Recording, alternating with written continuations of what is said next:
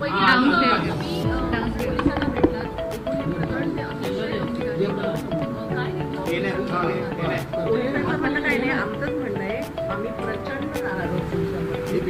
माझं असं म्हणणं आहे की आता मी येताना अजून एक तिसरी केस आहे, म्हणजे एका मुलीवरती मी नाही सांगितलं म्हणून मारले, ती पण सिरियस आहे. मला असं वाटतं की पोलिसांना ह्या केसेसमध्ये कुठलाही पॉलिटिकल पक्ष अडवणार नाही. तरी सुद्धा त्यांनी जर ॲक्शन घेतली नाही तर आम्ही आमची नाराजी पोलिसांना सांगितलं की ही तुमची जबाबदारी आहे, सर्व मुलींची रक्षण करायची जबाबदारी तुमची आहे. कुठलाही पॉलिटिकल पक्ष ह्याच्यात तुम्हाला अडवणार नाही की तुम्ही जसं पोरशे बंद झालं, कोणीतरी आमदार गेलं होतं आणि थांबवलं, या ह्याच्यात कोणीही अडवणार नाही. तुम्ही तुमची दहशत दाखवा. काय चाललंय गेल्या 3 दिवसात जर 3 मुलींना, आणि हिंस्त्रपणा म्हणजे किती हिंस्त्रपणा, म्हणजे निर्भया केस आपण एक ऐकली होती, त्याच्यात सुद्धा तो 16 वर्षाचा मुलगा सुटला, हे चूकच आहे.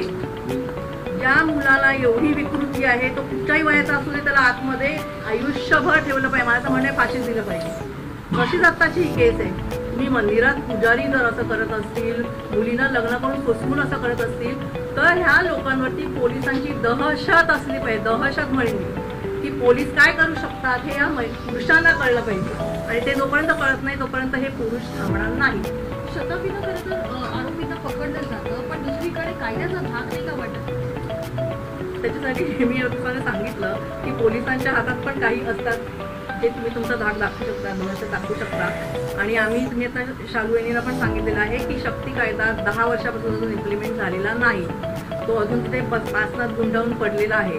तर आमची अशी पंतप्रधानांना विनंती आहे की आता पुढच्या 5 वर्षात म्हणजे ह्या एकाच वर्षात तुम्ही तो शक्ती कायदा पास करा, आणि तो पास करून त्याचं इम्प्लिमेंटेशन होतंय की नाही ते बघा. असे गुन्हे झाले की 2 महिन्याच्या त्या माणसाला फाशीच दिली पाहिजे. त्याला इथून हायकोर्टात गेला, हायकोर्टानं सुप्रीम कोर्टात गेला, मधून राष्ट्रपतींकडे गेला, त्याला कुठेही वाव नसला पाहिजे. ह्या अशा गुन्ह्यांना कुठेही व्हॉइस किंवा न्याय मिळवला नाही पाहिजे. त्यांनी जे केलंय त्याच्यावर त्याला पनिशमेंट झाली पाहिजे. काही हिंदीमधल्या केसबद्दल बोलायचं झालं तर आरोपीला आता अटक केलेली आहे, आणि मुख्य आरोपीला अटक केल्यानंतर आणखी योग्य पद्धतीने तपास होईल असं पोलीस सांगतात. दुसरं तुम्ही कुटुंबियांना सुद्धा भेटणार आहे. मात्र मागच्या काही दिवसापासून अनेक पक्षाचे नेते हे कुटुंबियांना भेटतात आणि लव जिहादचा कुठेतरी नारा यामध्ये दिला जातो. मला असं वाटतं एका धार्मिक न आणता दुसरी जी केस आहे ती आपल्या मंदिरात झाली आहे, तिथं अति लाजीरवाणी आहे. पुरुषाला धर्म नसतो, हे जे असे कामं करतात ना ते पुरुषाला धर्म नसतो.